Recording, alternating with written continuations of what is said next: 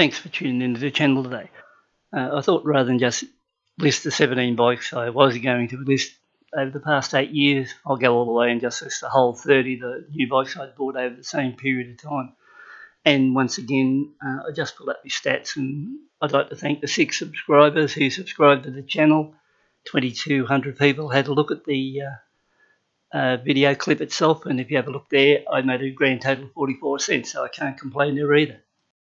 I'm not counting this bike in the collection, but this is a 71, I think it was, Triumph Daytona I purchased for, I think it was around 10,000 from a guy in South Australia around this time, 2015. It had been fully restored, but the only drama I had, I couldn't get over to Adelaide and pick it up. He decided to bring it to me on the way over. He hit an emu, rode his car off, and in the end I had to get him to freight the bike over, but it was really an immaculate looking bike, fully restored. Everything was brand new on it, and it was a credit to the way he'd really done the restoration on the job itself, so it was really a nice looking bike. I never actually rode it. It was unregistered when it arrived here, and I tried it a couple of times, started over, and that's as far as I went. Plus, I'm sure you'll all agree, the old model Triumphs from the 70s had great looking motors in them and also had good eye appeal. So I think anyone who had one of these classic would be very happy with them.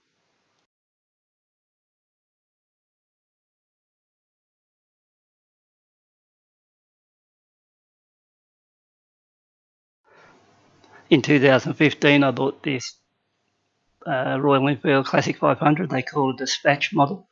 It ran for about $10,000. These particular bikes were just more of a dress up. They didn't go any quicker than an ordinary one. They had a blacked out engine, exhaust, just looked a little bit more like a camo type job, and still put out the 27 brake horsepower. The units were individually numbered. They had the colour-coded rims. So overall, they're really just a classic 500 in a different colour, and they charge you $1,000 more for them.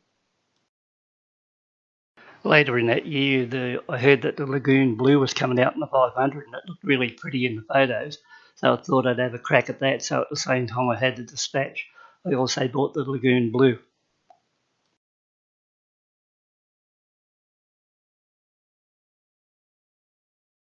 Sometimes when I buy these bikes, I like to see the dealer send me up photos of unwrapping the bike or the pre-assembled side of things, and I reckon it's a good trip back on memory in time for bikes I've had.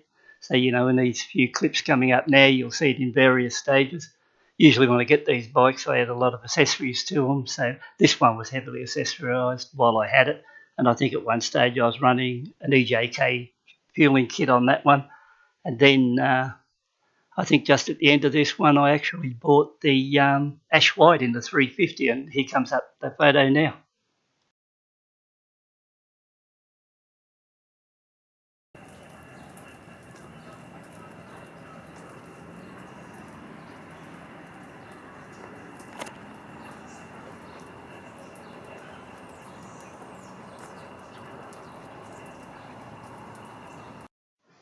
At the same time, I was right into cars, so I've really fancied BMWs. I've had a lot of those, and I've had a lot of nice cars. So I bought this BMW Z3. It was a 3-litre, and I decided just for a bit of fun, I'd get personalised number plates on it. So the number plates I chose for that particular car was stolen. So that was a bit of a laugh when you were driving that around. And I was always after the number plates stolen, but they got a head price of $25,000, so that ruled that one out.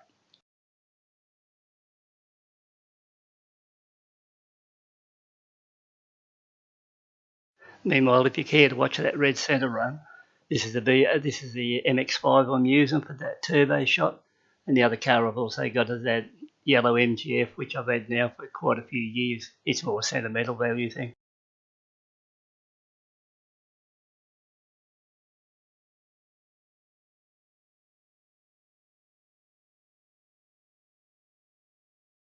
So next off, I decided to have a hit at a classic 350. Difference between the 350 and the 500 is, for one, they're $2,500 cheaper. The fueling system in the 350 is carby fed compared to in the 500 it's fuel injected. They don't run as good as tyres, but apart from that, they're virtually identical. in design. They both weigh in at 195 kilos, and if you put them side by side, it's very hard to pick the difference between either bike from a distance. As far as performance goes around town, the 350 will run pretty close to the 500, and if you do a few mods to it, the 350 will keep along with the 500, and I found that by adding sports exhaust and doing a carby jet. One key feature of the 350 is it has an amp meter on the display panel.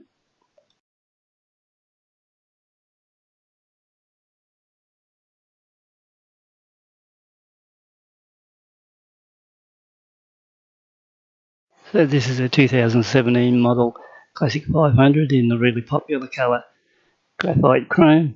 So these come in around roughly $9,500 and really look the part. Any of the chrome bikes in the Enfield range, especially the Classic 500s, really look period style, so they look really smart looking bikes. This particular bike was a really good running bike, and I had it a few months, and it was a bike that was capable of cruising 100 kilometres an hour quite easy, and it was a pity to see it go, really, and sometimes I regret which ones I sell, and this was one of them. The bikes we look at the next clip is the brand new Honda CRF 250 Rally I bought. I also got rid of my Mazda and bought a Lotus Elise factory supercharged car. They're very rare. I had a bit of fun with that while I had it. And then I also bought the Pegasus, and I all bought these all around the same time, plus several other bikes, so it was very interesting.